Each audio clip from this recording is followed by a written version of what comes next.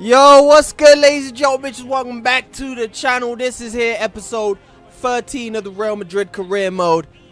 Back with some more excellent action. Now this is the first episode since the deadline day transfer window. The transfer window is now closed. First episode since the window is closed. So we're stuck for the rest of the season, locked in. I say stuck as if it's a bad thing. We're locked in, I should say, with our squad. Honestly, like I said at the beginning of the save, like, I was happy with the squad that we had. The squad that we had is more than good enough. But obviously, what we want to do is throughout the times, you know, make the squad more our own, you know, improve where we can, and build for the future is another one that's important. We have a lot of talent in this squad. We have a lot of young talent. Obviously, we've got players like Vinicius and Rodrigo and Valverde, but we also have a lot of aging talent, you know, players like Benzema, of course, and Toni Kroos and Luka Modric. Even Casemiro is about 30 years old. Carvajal is getting on. So, we have to dip into the market and build for the future as well. And we want to build our own Galacticos, like I said. That's really a major part of the goal of this save, is to obviously continue to win. But at the same time, you know, build our own Galacticos, you know, individuals across the pitch who've been brought in, built by myself, into Galacticos, some of the best in the world, and an amazing squad full of winners. But we're playing against Villarreal in this first game of the episode, and we had a couple chances before this one, but a big chance right there went missing. And again, it's a big game. Villarreal are a team, they're not doing that well in the league. I mean, with the team that they have, the players that they have lining up, you would expect them to be doing a little bit better. But you see right there at halftime, Ferland Mendy actually had to come off. He was replaced by Marcelo at left back, as he picked up a knock in the game. Luckily, at the beginning of the second half, we were able to open the score, and then it's that man Luka Jovic, who since scoring, thank God for the Copa del Rey, right? Thank God for the Copa del Rey, because it just given this man the confidence all the way up until January. 0 goals in the league, 0 goals in the cup, 0 goals all season for Luka Jovic, and now I think that's 4 in his last 3 games for the Serbian. Obviously 1 in 9 in the La Liga. That is his first league goal of the season for him. And it's just like I said, I mean, the amount of confidence it's been able to give him, we have to thank the Copa del Rey for just giving him that opportunity to pick up a little bit of form. But the game still wasn't over. 72 minutes into the game, Villarreal were coming forward, coming to attack down this right hand side where we have Marcelo. Obviously they look at him as a little bit of a weak link, and Chukwueze went on a little bit of a run and absolutely cannoned it off of that far post. A good effort from the Nigerian international, and he's a player who honestly I would have been, y'all know about my no face rules. If he had a face, I would probably be a lot more interested in signing him. But we had a good opportunity right there as Asensio picked up on the loose ball, headed down by Luka Jovic. And a long effort from range right there from the Spanish international. I mean, you look at a replay and it wasn't the craziest of shots. You know, it was very central to the goalkeeper, but well hit in the end, you know, and forced a good save. The keeper still had to make the save. And Villarreal, maybe a little bit over dramatic with their response to losing that game. You know, it's just an. I'm sure they've lost a good amount of games in this season. Like I was saying, they're not having the best season. So I don't know. Maybe that's a culmination of defeats that's led them to react in that way. But moving on from La Liga action, we had a big one here. The first knockout round, the round of is this round of 16, right? Round of 16 in the Champions League. Traveling to Old Trafford. A couple faces, you know, coming back to England. Players like Luka Modric, you know, they have experience playing here at Old Trafford. And we have a big game. A battle of the ages right here, somewhat, you know. You got 2 heavyweights of European football. Two heavyweights of their own domestic leagues as well. Real Madrid versus Manchester United. We've seen this fixture many times. And this time, again, Cristiano Ronaldo is on the side of Manchester as he comes back trying to haunt Real Madrid. But we're coming over here. We're trying to step up in his new house and say, you know what? The old house was better. We don't know why he left. You know, you moved out and you got a new house over here and the floor is creaky. You know, the taps are leaking over there. Listen, Old Trafford is no Bernabeu. That's what we're coming over here and trying to show Cristiano Ronaldo. But this right here is how the two teams lined up in this one. Manchester United, obviously, Cristiano Ronaldo leading the line right here. We got Sancho on the left, obviously Rashford on the right. You can see right there they got a squad full of some talented players. And like I said before, I mean, it's one thing how Man United have been playing in real life. It's a whole other situation when it's stats and numbers, and they got talented players like they do. They got players who are 90 overalls and whatnot. And yeah, it's gonna be a tough game, and we came into that expecting nothing less than that. And get a quick look at the squad that we fielded in this one, and it's, you know, nothing really short of what you would really expect from our full strength squad. We got Kroos, Modric, and Casemiro in the middle of the field, you know, and you know, Benzema up top. A lot of what you would expect. But Manchester United came out on a snowy day, as you can see. They had their tails up. They came out trying to put a lot of pressure on us. They tried to create a lot. They tried to take the game to us, which is it's a good idea, but at the same time, we thrive on the counter attack. And you see right here, a nice ball played over the top onto the left hand side. Vinicius came in, and just a little bit too late, as the defender was able to get in and make a challenge. Vinicius delayed his shot just a little bit too long right there, as you can see. And like I said, it was blocked, and a little you know, what's the word? Scrappy situation happening inside the box. Again, for the millionth time in this season, we look back at Thibaut Courtois making another incredible save right there to deny Jadon Sancho from, I mean, any other situation you would almost guarantee finds the back of the net right there. But in this situation, Thibaut Courtois right there to stop it from happening. But we get into the second half, and it's still 0-0 here at Old Trafford. We play the ball down the left-hand side. Vinicius cuts inside, plays the ball into the box, and it falls to Luka Modric, the little Mozart. No, I can't do that. I can't do that. For some reason, I just want to really call him the little Mozart. He's just little, and he's Mozart-y, right? No, we can't do that. That's Thomas Rosicky only. But to Luka Modric, we need a nickname. How does this man not have a nickname? The Croatian Magician. We'll go with that. It's very generic. But little Luka Modric scores a beautiful goal on the volley. I just love using Luka Modric, and when he's able to get into positions like this, when he actually finds himself in the box, I mean, he's got the technique to find the back of the net he's going to find the back of the net 9.95 times out of 9.98 times. Not even 10. The odds are even better than that. It's crazy, right? But 51 minutes in, Manchester United came back down the other side, and unfortunately, we have a little bit of a habit of this happening every now and again, where we score a goal and we can't even hold it for more than 3 minutes. It's embarrassing. I'm not gonna lie to you. It's something that I've criticized Arsenal for many years, right? Like you can't even defend for 2 minutes. Like, it's really embarrassing, isn't it? You telling me you really, like, you know, them games. There are a lot of times where Arsenal would be playing in a game, and I would check the score. The game starts at 3 o'clock. I check the score at 3:02, and we're losing. How can you not even defend for 2 minutes, right? Like, it's embarrassing. So it's something I've criticized Arsenal for, and it's something that we're struggling for in this game. Obviously, it's a different situation because we're talking about FIFA minutes. 2 minutes in FIFA minutes is about 20 seconds, right? So, I mean, to be honest, that's a little bit worse. Can't even defend for 20 seconds. But yeah, Manchester United came back down the other, and it's really annoying because we worked so hard to get ourselves into the lead. Big away goal, which would have meant so much. Honestly, obviously, in real life, away goals they don't count anymore. There's no such thing as away goals in this game. Not too sure. I don't know if they've actually taken that into account, if away goals are still a thing. So that goal meant a lot for me, you know, counting it as an away goal, obviously, and for that to be cancelled out in some ways, you know.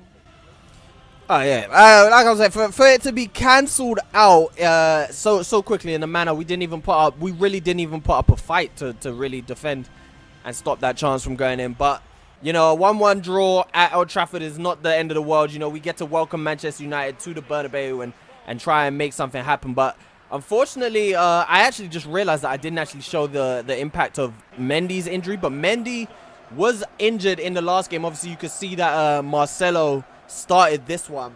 And Mendy was out for 3 months, unfortunately. He'll miss most of the rest of the season with an injury. And in this one, as we were trying to get in behind on goal, Eden Hazard pulled up, and he picked up an injury as well. So we're going to have to wait and find out how long he's out for. But a beautiful sweeping pass finds Pedro Neto, all the space in the world, pulls it back to Benzema, and unfortunately, our captain couldn't find the back of the net right there, but brilliant move, and that's how quickly we can be. Sorry, it's not Benzema, it's Freddy Valverde. We had Luka Jovic starting up front in this game, I'm pretty sure. But you could just see how quickly we can be on the front foot. Sweeping move, lovely crossfield pass. I'm just loving the crossfield passes are so powerful once you get them down, and you could really execute them consistently. But we did take the lead 17 minutes in, and it was just a mess defensively. It was just unacceptable, right? It's like defensive rule number 1 of football broken and absolutely shat on. You could do anything in that situation as a defender. You can either leave the ball and let it go out for a corner. You could take a touch even. You could even take a touch and clear it. You could kick it out for a throw-in, or you could even go yourself and kick it out for a corner kick. What you don't do is pass the ball back across your own box. Passes straight to Pedro Neto, who found the back of the net, and honestly continues his fine form since joining us from Wolverhampton Wanderers. 36 minutes in, about 15 minutes after we took the lead, they were able to pull one back and get themselves level. As honestly, not much to say about that. They just played it really.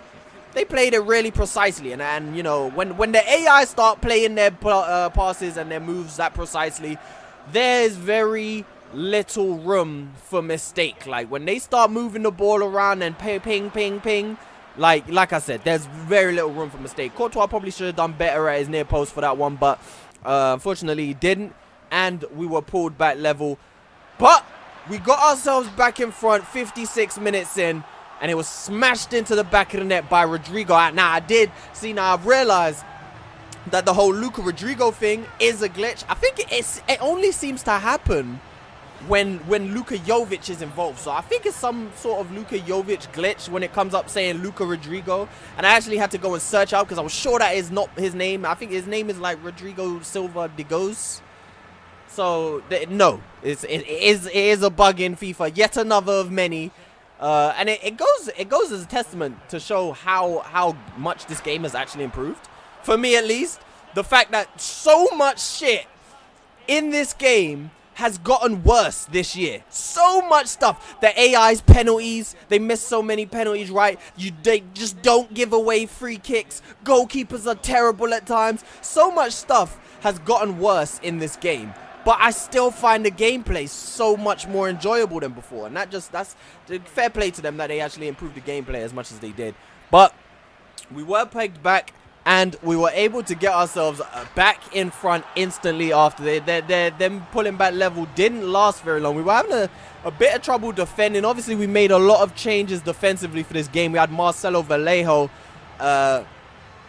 Fernandez, and Vasquez as the back four. Obviously, not a back four that we've used much, probably not at all this season. So a little bit of trouble, but Freddy Valverde got himself into the opposition box and was able to pass the ball into the back of the net. And just realizing that I actually had the orange ball still selected for this one, because obviously, you know, I got to be on my A game, you know, to have the balls ready for the snowy games. You know, obviously, I make sure I'm always ready when it's snowing to have the ball, but obviously I don't make sure I'm as ready to change it back when it's not snowing. You know, that's me. That's my bad. That's on me. That one's on me.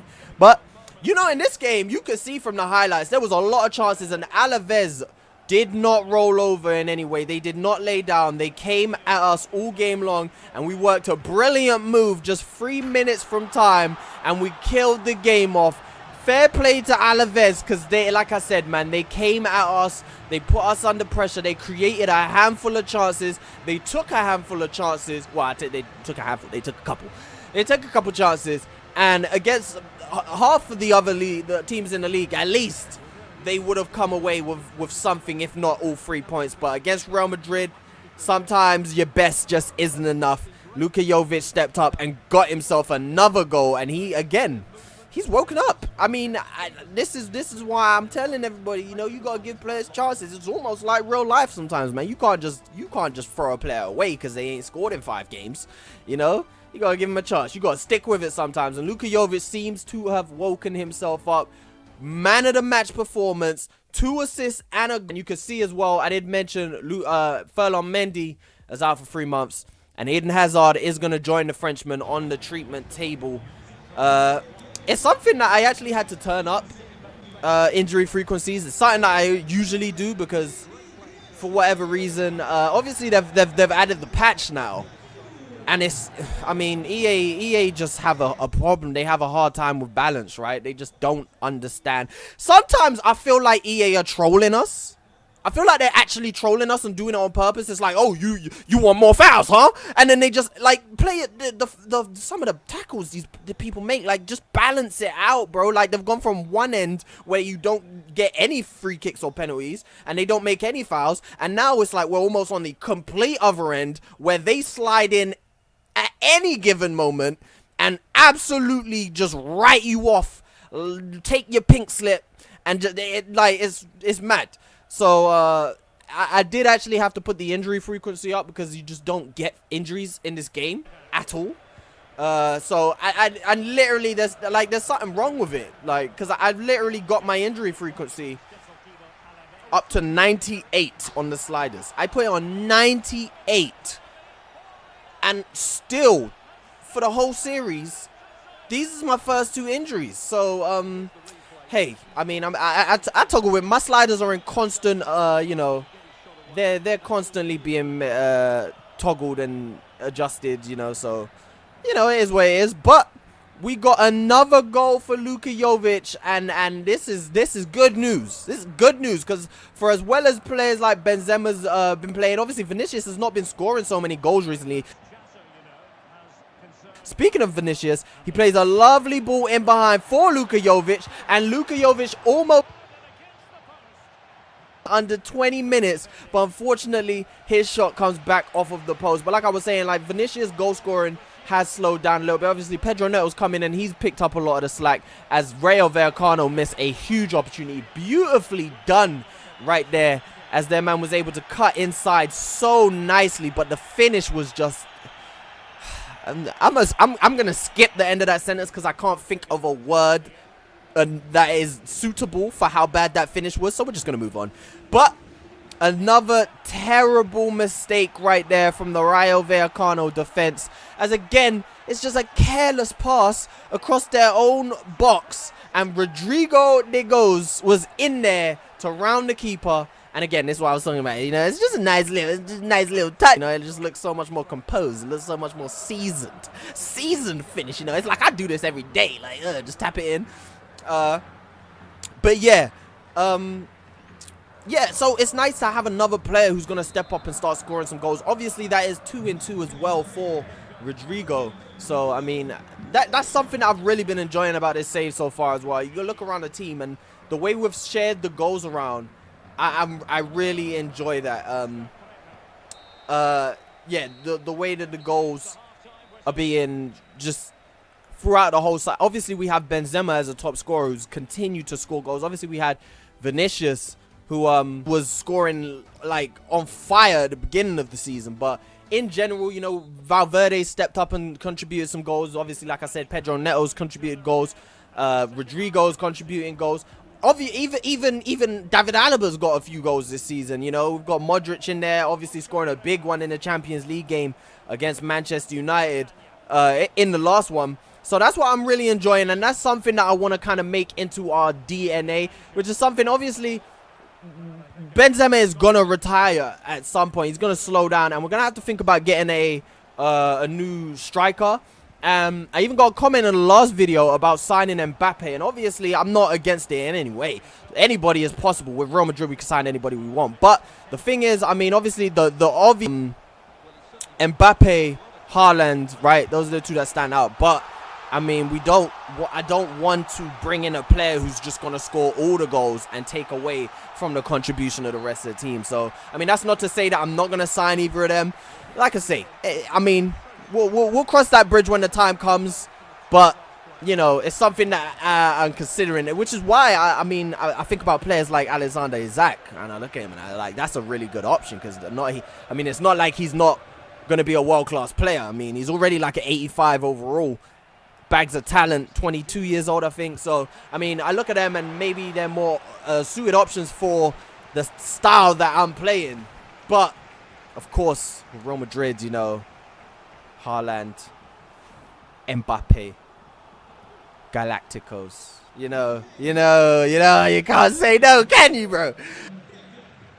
So yeah, Rayo Vallecano, I've been talking nonsense over, and well, let's not call it nonsense, but I have not been commentating on this match. I hope you guys have been following it. 2-1 up, obviously, against Rayo. They were able to pull one back through Falcao, but it really wasn't too much to slow us down. As you can see, we're flying forward again, and another chance finds the back of the net. And hey, are you noticing anything different?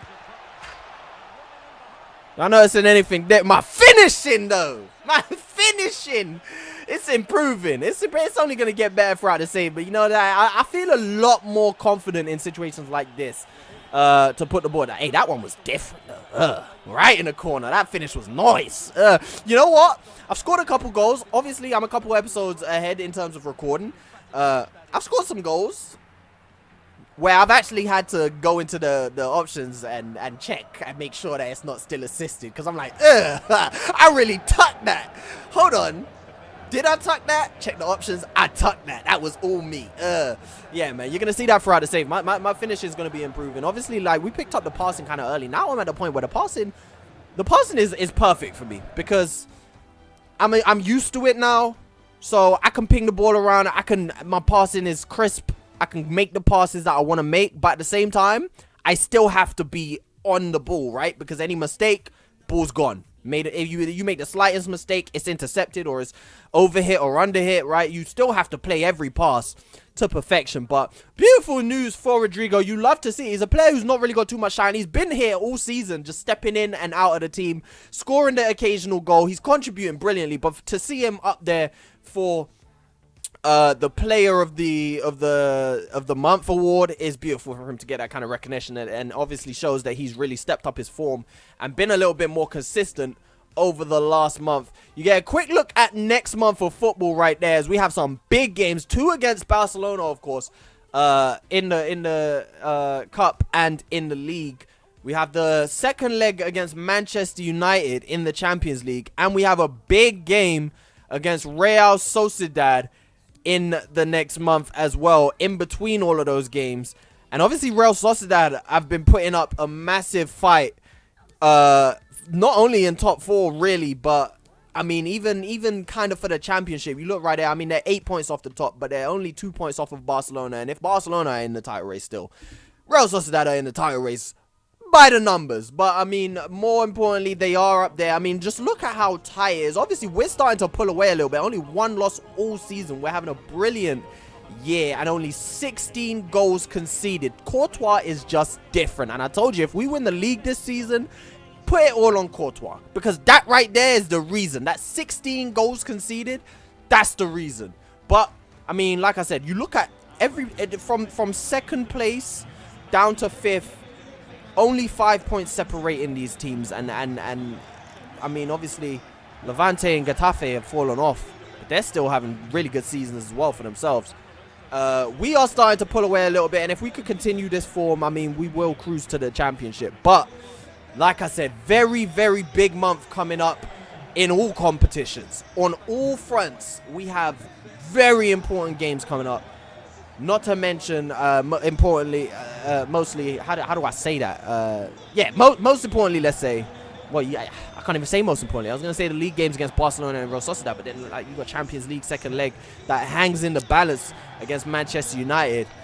And to go out in the round of 16 as Real Madrid is not really acceptable. So we have a big month coming up that could decide everything. I mean, look, for as well as we're doing right now, challenging on all fronts, top of the league. If we have a bad month, we could be out of the Copa del Rey, out of the Champions League, and pulled right back into a title race, and have everything taken away from us. Everything we've worked for up to this point could be taken away within the space of 2 or 3 games. So we have to put our success goggles on, our goggles of greatness, and we have to execute in the next episodes. And make sure you don't miss them. Like I said, remember, like, subscribe, and share. Leave your like at the door. You know, when you come in and you see the mat on the, you wipe your feet. Put the fucking like down on the hang the like up with the coats and all that. Do that. Do it when you come in next time. I don't want to have to remind you on the way out. Do it when you come in. Leave your like. Think of it as a toll. Better pay me my money. Tell them, bring me my money. Peace.